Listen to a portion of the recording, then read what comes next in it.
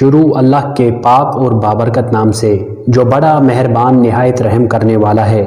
دوستو، نبی پاک صلی اللہ علیہ وسلم کے دنیا سے پردہ فرمانے کے بعد حضرت بلال حبشی رضی اللہ تعالیٰ عنہ شام چلے گئے اور وہیں رہنے لگے۔ کچھ عرصے کے بعد آپ صلی اللہ علیہ وسلم ان کے خواب میں آ گئے۔ آپ صلی اللہ علیہ وسلم نے حضرت بلال حبشی رضی اللہ تعالیٰ عنہ کو خواب میں فرمایا، بلال، ہم سے ملنا کیوں چھوڑ دیا؟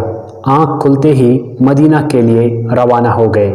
کئی دنوں کے سفر کے بعد وہ مدینہ پہنچ گئے اور مسجد میں حاضری دی اور روضہ رسول پر پہنچے۔ وہی بے ہوش ہو کر گر پڑے۔ اہل مدینہ نے کہا، ایک بار وہی اذان سنا دے۔ سرکار کے زمانے والی معذرت کی کہ اب مجھ سے برداشت نہیں ہوگا۔ لوگوں نے حسین کریمین سے کہلوایا، اب انکار مشکل تھا۔ اذان شروع کی تو اہل مدینہ رو پڑے، دل قابو نہ رہے۔ پیارے آقا صلی اللہ علیہ وسلم کا زمانہ تازہ ہو گیا۔